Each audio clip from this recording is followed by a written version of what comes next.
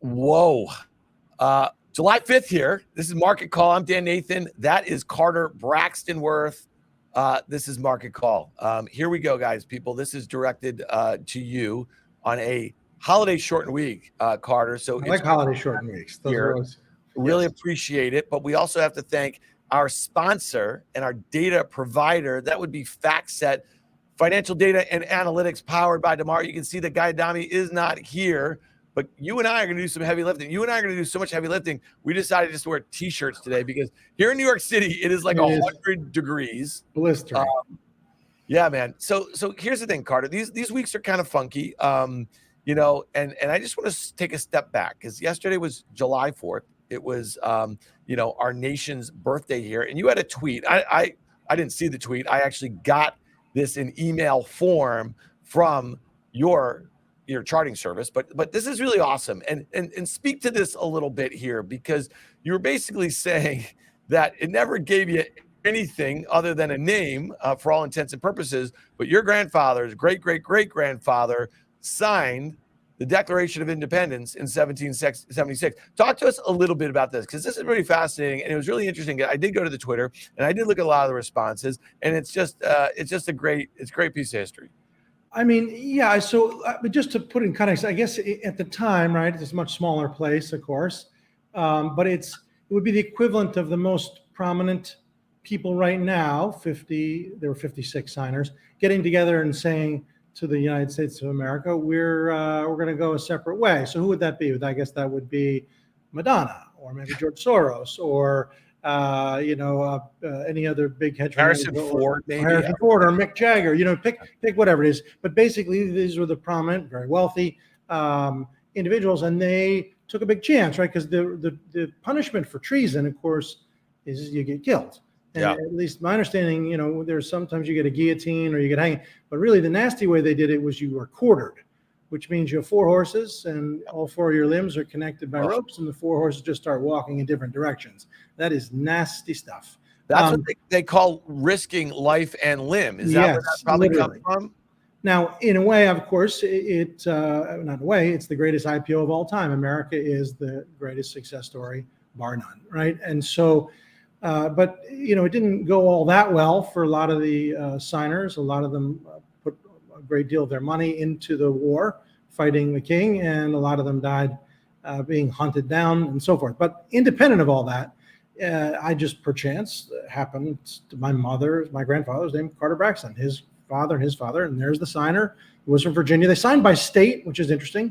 Yeah. That's why they're in those groups. But anyway, I was trying to make a point that it's not me. It never got me one token on the subway ride or an extra boost on the exam. But I think it is important to stand up for what you believe in, regardless of the risk, if you can. I agree with that, because we talk about like all these little battles that are being fought on social media every day about the goofiest crap that people want to get involved with. When you look at that, like for us to be able to just be here and be able to have those sorts of conversations, whether they be in person, whether they be online, it took those events back there in 1776. I also say I was in a library this weekend. I was in Hancock, Maine, visiting a friend of mine whose wife is a librarian, and a book that stuck out to me I saw in this little library that's been around since 1897 in that town, Carter, was 1776. It was July 3rd, the day that I was over there visiting them, and that was by David McCullough, who is an amazing author. He's actually written some tremendous biographies and some tremendous books. And I also often recommend the book The Wright Brothers. When people ask you about books, about business, about entrepreneurship and stuff like that, David McCullough's book about the Wright Brothers, I think it came out maybe 7 or 8 years ago, is the best book on entrepreneurship that you'll ever read. So I would just say read that. And 1776 was also amazing. I've read almost everything that he's written. All right, Carter, let's get into it, because the market not doing a whole heck of a lot. We have a new quarter. We have a much anticipated changing of the calendar here a little bit. And, that first half was just absolute gangbusters, onward charting. I think it was maybe on Monday, you had some data about some of the biggest first quarter moves in the stock market in the S&P 500 and how we end up faring, right, in the second 6 months of a calendar year. Talk to us a little bit. You've talked about this in the past, about how kind of arbitrary just the calendar year is. But we also Yes. know that lots of people who move big pools of capital around get paid on the calendar year for the most part, and that's why we focus on those sorts of returns. So talk to us about some of the big starts of the year in the first half and how that ends up looking for the second half, at least by the data that you're looking at. That's right. Calendars are completely arbitrary. Let's say we extend it by 1 day or cut it Yeah. back by 1 day. But the calendar is the calendar. People mark to market at the end of the year. Assets are what they are, and it just determines pay, it determines valuation, and so forth. But the table here. So we just experienced our 12th best first half, and there are two ways to look at this. I guess I would say you just look at the bottom line and say, okay, well, it means that the second half is not all that exciting. That's one way to look at it. I guess the other of two ways is to say that there's clearly either an historical pattern or a cannibalization pattern. So here's what I mean by historical. All of the ones back in the 30s, 40s, 70s, right? The older ones, the second half was bad. Or in the modern, right, which you see here to some extent green. But the real pattern, I think, is that notice the bigger you were in the first half, then the second half has a problem, which is to say that's overeating, right? It's like you fed too much at the trough. And so, the stomach is full. And I think that's not a circumstance we have here, being up, call it 16%. But certainly in those other years, that was the case. The top five, right? The second half was red, negative. So look, you could take this with a grain of salt, but when we sent it out to clients, we had no comments, no judgments. So we just said for your corkboard, meaning it would be nice to have this as one makes their decisions. But it's worth noting, and I think we got two more tables here, that this is not the circumstance with the top 10 for the other two major aggregates. So this is the top 10. The reason I did top 12, because this year was not in the top 10. But if we look at the top 10 for the S&P, we see that it's fairly muted in the second half. But now look at the NASDAQ composite, right, which is the entire NASDAQ. And yes, in the two biggest years, and in the top, we're in the top three here with a 32% gain. The two biggest of all, of course, 75 and 83, you had a negative second half.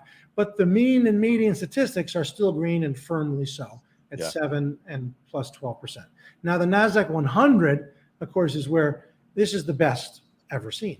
And the question now, it's really just jump ball. Does that mean it gets even more, as was the case in 1998? Or is this going to be like 1987 where it was negative? But again, there's no way around this. The median and mean are green, and definitively so.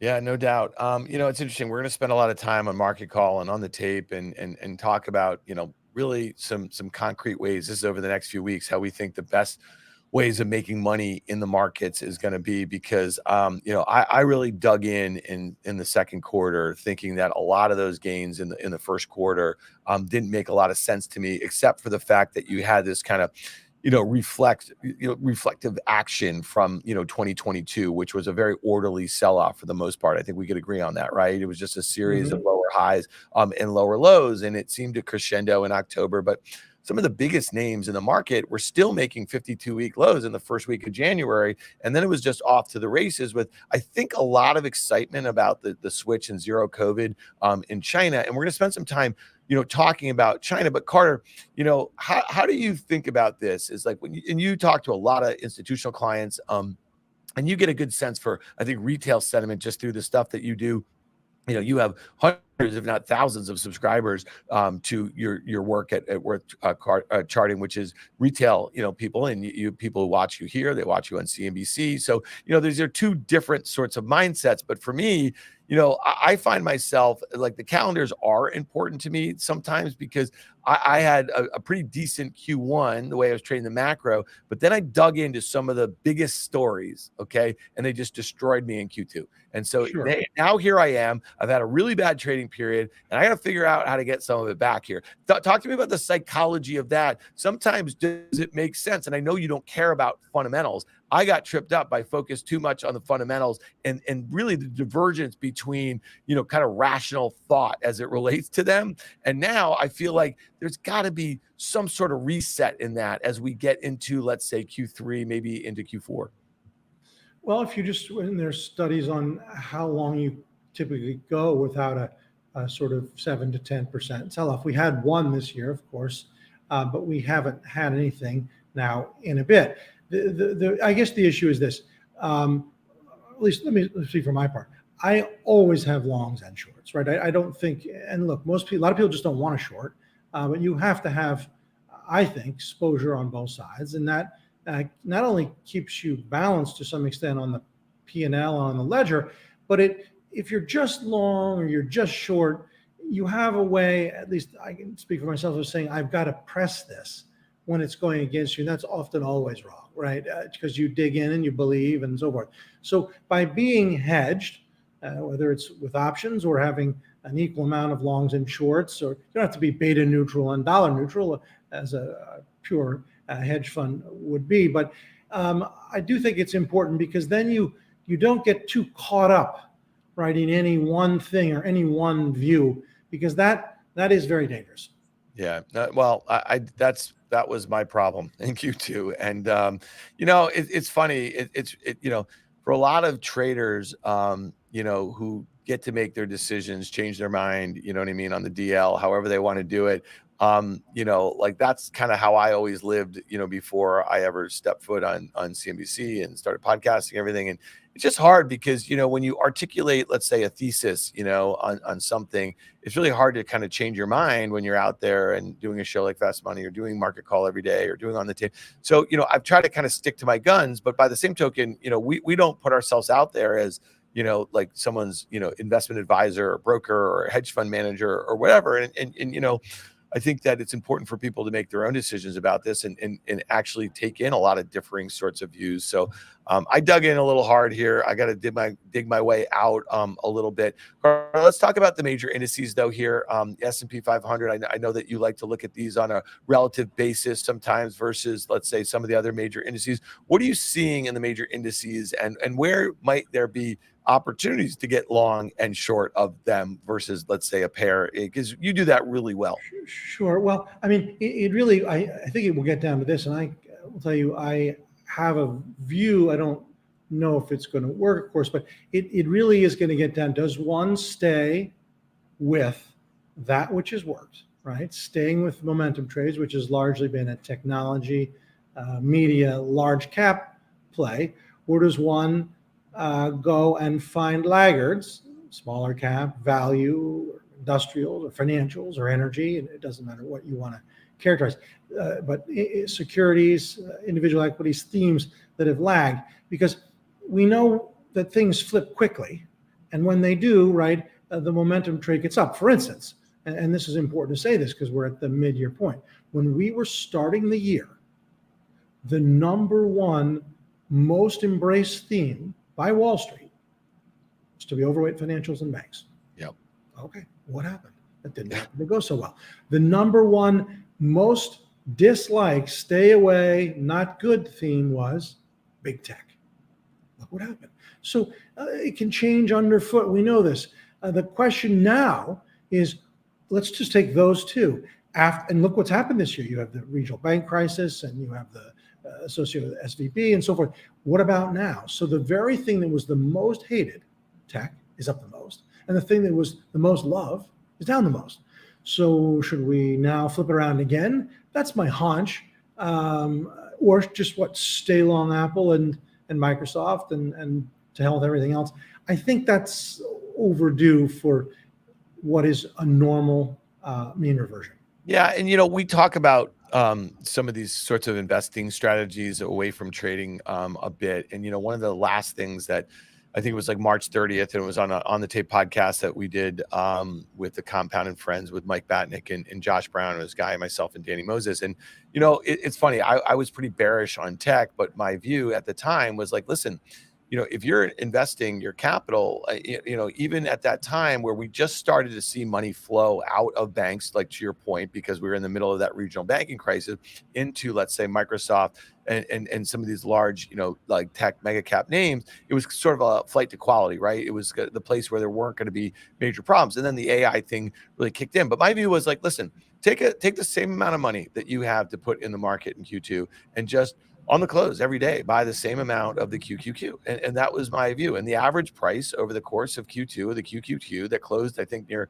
370 on the quarter, I think it was like 337 or something like that. Okay. Mhm. So, you would add a 10% gain. All right. So let's say for Q3, you did that same strategy, even if it's $100 a day, you know what I mean? Like on the close every day, like that sort of thing. And let's say we did have that 10% sell off. Let's say we got back to, where you'd be back at the average from Q2, right? Like, Right. so, and then if you look at your 150-day moving average, right, it's down there at 310.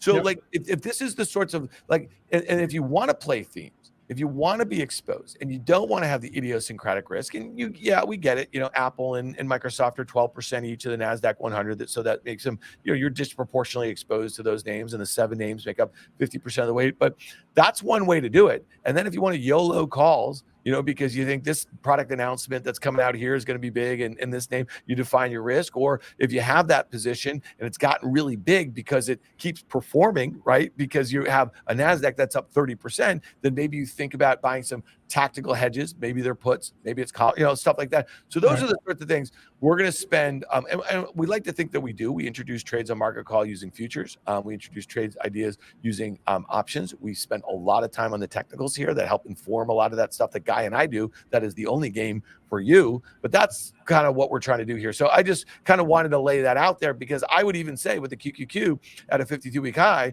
not far from its all-time highs, right, made in late 2021, that's still the strategy that you should be using for most of this stuff, right? Like in general, you should just be dollar cost averaging, right? I mean, look, if you were to look at the profile of the average, and I'm not using that in a bad way, I'm just using the word average, what they used to call a stockbroker, then they changed it to registered rep. Now they call it a financial advisor. The nomenclature changes, but people who are licensed to buy and sell securities on behalf of clients. That business speaks to where it is now versus 10 and 20 and 30 years ago, or when I started. The broker, the representative, was someone who transacted in securities, buying and selling for a customer.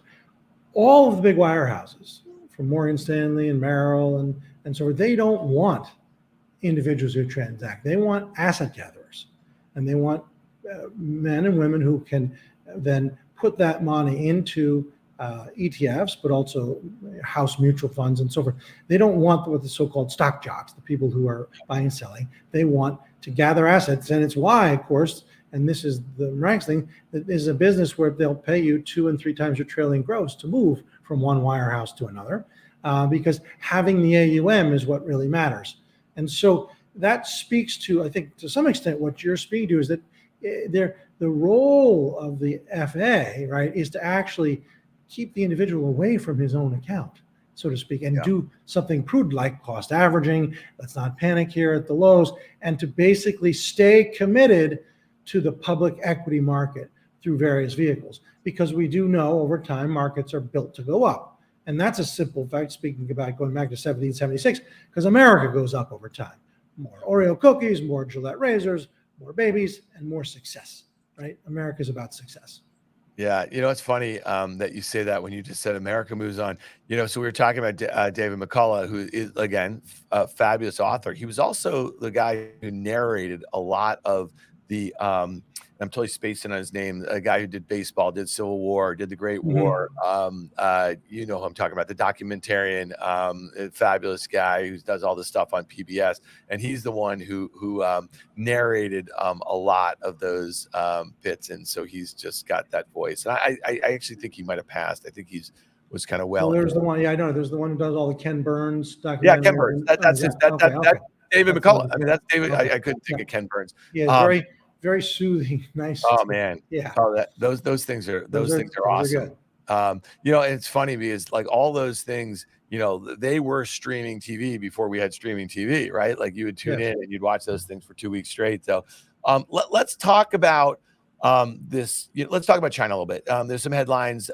We know that Anthony Blinken went over there, Secretary of State, and then Biden got in a little trouble for calling President Xi a dictator. And now we're sending over Janet Yellen, the Treasury Secretary. We have this kind of tit for tat with this advanced chips as it relates to AI. We still have all of the Trump era,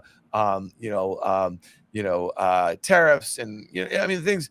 it's not getting better anytime soon. And these headlines, these dueling headlines, I think are interesting out of Bloomberg. Xi urges open supply chains after curb on key metal exports. China restricts export of chip making materials or metals in clash with the U.S. We also know that they have a stranglehold on a lot of the rare earth materials that go into EV battery. I mean, like, this is not anything. It's a really complicated situation.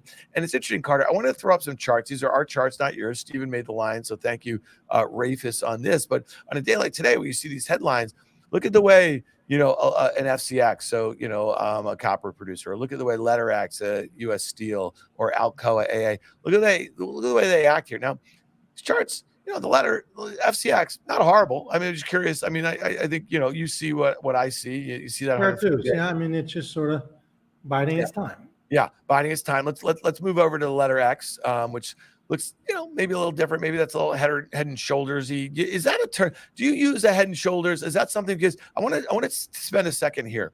If you look at the middle part of this chart, you could say that was a perfect textbook head and shoulders, right? And now, is there ability to make a head and shoulder? Like, are we making a right shoulder here on what was already a head and shoulders? If you look and you go back, to a year out, is that something that my eyes are just playing tricks on me here a little bit? Or is that I mean, the patterns, again, the original book writers, they were desperate, and rightly so, to have people believe. And so when you're trying to show to another untrained eye or uneducated in this matter, that this pattern we've seen, this sequence is repeating, well, then you go and name it to capture the imagination. In the modern era, they started with brick, right? Brazil, and then they have FANG. This is marketing. That's all it is, right? And so if it does look like, well, God, that looks like my husband's head and shoulders, or that looks like my wife's head and shoulders, that looks like a cup and handle in the goddamn cupboard.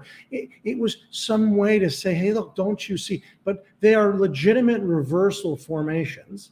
And the question is the strength of the sort of the June, early July period, does it leave U.S. Steel back at a difficult level? It does. It's a big move, right? 20 or thereabouts up to 25, and overhead supply comes into play. So whether it has to play out in textbook head and shoulders fashion, to some extent that already happened, right? Because you have the April shoulder, and then it plunges in May and June, and now we're sort of something else. But buy, sell, or hold, I guess it gets down to that. I'm a seller. Yeah. So it kind of feels that way a little bit, because the Chinese are also stimulating. They're trying to support the currency. It's just not doing a whole heck of a lot. I mean, so it's something that feels like it's going to be a bit of a headwind. And I definitely think it was a tailwind in Q1 here. I want to talk about another name. And I find this really interesting, Carter, because there haven't been too many new sort of products in the social media space in a very long time. TikTok really obviously did a number on Snap and did a number on Instagram. And again, those were, two properties that really, I think, were consuming much of the attention of most people who follow the space for a handful of years.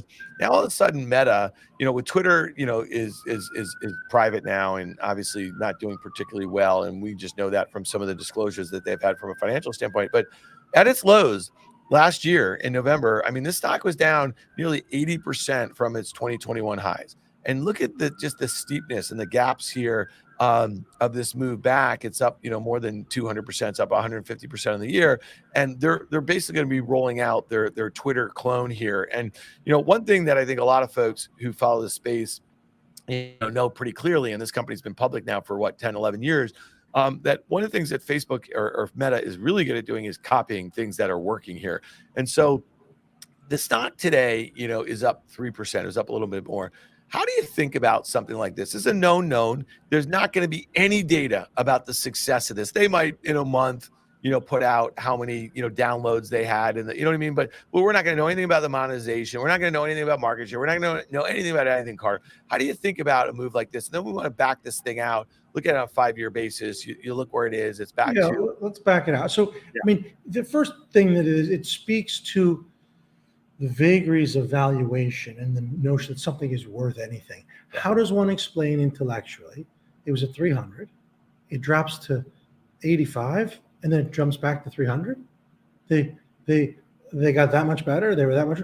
Price overshoots and undershoots. We know this, but that's the point of trying to study price, because while this has been maybe hard to cope with on a price only basis, it's been impossible to cope with on a fundamental basis, because intellectually, how do we square that off? What they were good, then they weren't good. And so the question is now, in its totality, something that could be such a great winner, but then in turn could be such a disaster, right? Dropping from almost 400 to 85, and now has recovered to this level.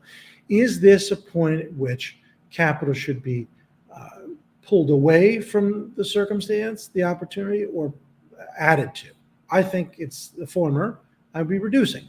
Did you have to sell it all? No, but this is a big move to a difficult level. Yeah. And let's look at, you were on Fast Money last week and we were talking about Apple, and, so you could say that big move to a difficult level in January to that kind of 183, that prior all-time high from late 2021, but it blew through there. This is the largest equity on the planet, $3 trillion market cap.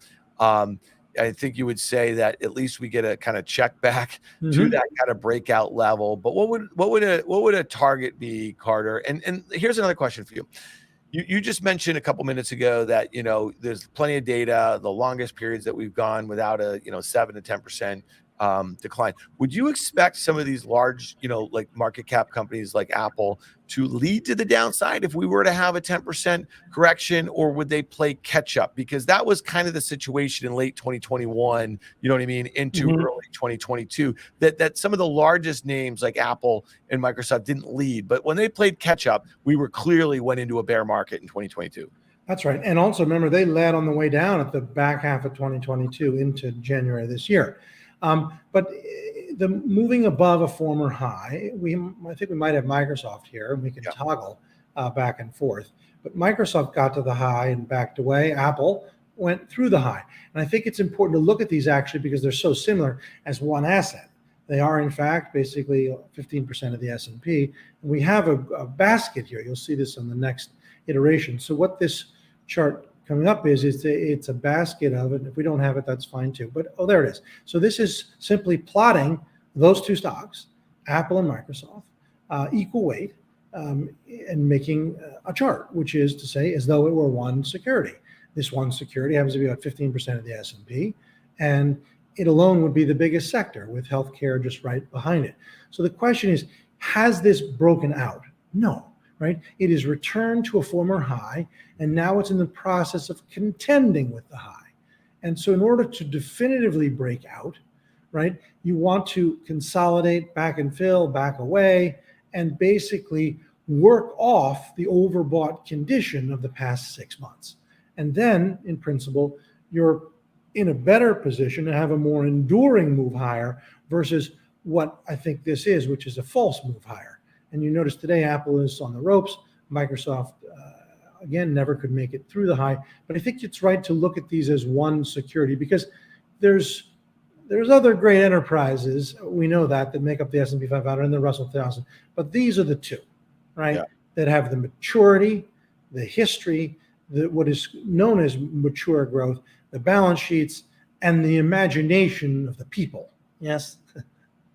Yep, no doubt about it. All right, so let's talk about a couple of things more before we get out of here. I think that this headline, the story in Barron's, kind of caught me because we've been going back and forth between this housing market. We've spent a lot of time talking about home builders and the valuation, the supply demand dynamics, and yada yada yada. Okay, this article was interesting. It was talking about the housing market and just kind of the health of it and what that means for the Fed. You could probably throw the stock market of the NASDAQ in there too. It just makes the Fed's job that much harder, right? When you think that they're trying to, raise interest rates to cool inflation, cool down the economy a little bit. When you have risk assets move like this, and then housing, which is a big part of most Americans, homeowners, at least of their net worth, they feel pretty confident, right? So you wanted to take a look at the IYR, the real estate ETF, which has a lot of REITs in it. And that looks very, very different than the XHB or the ITB. So walk me through this thought process here again, because, for me, I've spent too much time kind of focusing on fundamentals and how I think I have an edge on them this year. And that's clearly not been the case here. And maybe I have to resort a little bit to the technicals here, Carter. Right. So let's just for fun. I mean, we know that real estate is a huge part of the employment in this country. We know it's the major asset class. Really, it's really English common law. There's real estate and everything else. It's the only thing you can borrow against in a legitimate way, even though you can hawk your stocks. We know. But the point is, this is a very disparate group. I mean, in a tower company like American Tower, SBAC, or CCI, which is utility type, is very different than an office building that has nobody in it, right? Highly leveraged, or which in turn is very different from a storage REIT, whether it's warehouses or storage for data centers, and in turn different from apartment buildings, in turn different from shopping centers and so forth. But what we have, of course, is this very liquid IYR. It's the iShares U.S. Real Estate ETF, and it captures all of them as weighted. And what I see, and that's again first person singular, is the following, those lines. And so the green arrow is a judgment. You could say, yeah, that's exactly wrong. Carter, it's going to hit that downward sloping line and then go lower, not higher here. Okay, that's what makes a market. But what appeals to me is the day-to-day relative strength. We know that the S&P dipped over the past 2 weeks before reasserting itself just at the end of last week, and IYR was going up the whole time. So I think you have all the makings of something that is nascent, early, and likely to continue. And of course, it's a yield story to some extent. Yeah, so talk to me a little bit about, and I'm not asking to kind of show me any pictures on this, but just the relative performance versus like the XHB. Is that something with the IYR that you track? Are there any correlations in general that are kind of rule of thumb or so? Because again, a lot of those home builders have just been going up, and this one has been in a very clear descent. But it looks like, your point, it's becoming a bit more constructive. We're starting to see a series of higher lows. Yeah. So, and there's not a lot of correlation between this and home builders, right? A couple of things. Home builders are mostly small. There are one or two, Lennar and I guess DR, that are fairly large cap. But there are a lot of small home builders, and it's still a very when I say small part of the publicly traded market. A great percentage of the home building in this country is done at the private level, right? They're not publicly traded REITs, and so homes are being built all over the place, as we know. The question, I guess, is it right to favor something that is perennially underperforming, because you're getting to more of a bond-like circumstance, not quite the same as utilities, but the IYR with its yield relative to the S&P is almost always an underperformer. Yeah. Interesting though, if you look at the relative performance of the IYR to the XLU, right, to utilities, that also is very developmental. So of these two areas, REITs and utilities, I like REITs better, and IYR would be the vehicle to use. All right. Well, we're going to track that one again. We're going to focus on some ways to make some money, even on the long side here, people, early in Q3 of 2023. All right, it's that time of the day normally where Guy Adami gets very excited, but Guy is off today. On Thursdays, we get a preview, but it's not Thursday today. It's Wednesday because it's a holiday shortened week, but we're going to get a preview of John Butters. He's a senior earnings insight analyst over at FactSet, of his earnings insight blog that drops on FactSet every Friday morning. You can sign up for it. You can get it in your inbox. I certainly do, and have been reading it for years. And to this week, I think this is really interesting, Carter. And again, he's talking about, this is market strategists on the sell side, the data that FactSet, puts together here and tracks here, of the bottoms up price target for the S&P 500. Okay. Right now, the data that they collect, it's about 48.16. That would be just above the all-time high of the S&P 500 that was made in January of 2022. Based on this target, industry analysts believe the index will see an 8% price increase in the next 12 months versus Monday's close of 44.55. I think this is really interesting on the sector level. The energy up 19%, healthcare up 15%. Sectors are expected to see the largest price increases. The consumer discretionary up 2%, and information tech up 4%. Sector is expected to see the smallest price increases after hitting a low of 44.62 on November 9, 2022. The bottom up target price has increased by almost 8%. So talk to me a little bit about that, how you think about this exercise. I know how you think about this exercise, but explain to the viewers of these price targets and the like here. I do think it's interesting to track them from a sentiment standpoint, because usually they're actually chasing their tails, right? They're not telling you anything that is particularly instructive. So I'm curious how you think about this sort of data, Carter. Right, so it's important to note this is the bottom up, right? So strategists are economists, for lack of a better thing, either trained as such or they've just assumed those roles, have been hired to do it at major sell-side firms. I started as a strategist doing fundamentals and technicals in 1989. Their price targets, and there's only probably 15 to 20 sort of strategies, are done from the top down, looking at GDP and looking at and extrapolating revenue growth and coming with a number. The bottom up is different, right? These are individual security analysts who are paid to know companies very, very well and to come up with price targets for those individual equities. And this, taking them all and working back up, gives you a higher number. Now, typically the bottom analysts' earnings estimates and price targets, let's start with that, are typically revised down 1% a month, going back 50, 60, 70 years, price targets. And so there's always a bit of euphoria from this, and you see it here. It's much higher than the strategist. And the reason that is because, remember, of the 500 stocks in the S&P, the average one has about 10 analysts cover it. Some have 50 and some have 2. But you've got 5,000 ratings, and of those, only 5 to 7% any given time are sells. Mm-hmm. And so basically, Wall Street has price targets that are higher, because if you put a sell on everything, who's going to buy it? They're in the business of commissions, and so this is pretty straightforward. There are rules to get the job done, so to speak. They want public to buy and sell the securities that they either have done investment banking deals on or otherwise. So these individual bottoms-up targets are invariably high, and while it's, I guess, anything's possible, could we get to 48? 20, as this is arguing for? Sure. But just know that if you look at this number on a rolling 12-month basis and then relook at it at the end of that period, it typically is revised down about 1%. Yeah. And that's such a great point. And Butters tracks a lot of that data, the rate in which analysts are taking down their estimates, right? Mm-hmm. Over the course of over a quarter, and we track that on Market Call also as John comes out with that data. So the bottoms up stuff is really good. On the sector level, I do think it's interesting, though, when you see consumer discretionary and information tech only accept 2 and 4% respectively. Well, information tech has led a lot of the gains this year. And so analysts are now probably getting less excited about getting too far above their skis, because they were chasing their tails a little bit on the way up with tech. And then if you look at energy, which has really underperformed this year, and healthcare, right, you see them that they're the highest expected gainers over that next 12-month period. So to me, that's all really interesting stuff from Butters and great to track. All right, last point. This is kind of funny. I couldn't think of Ken Burns' name.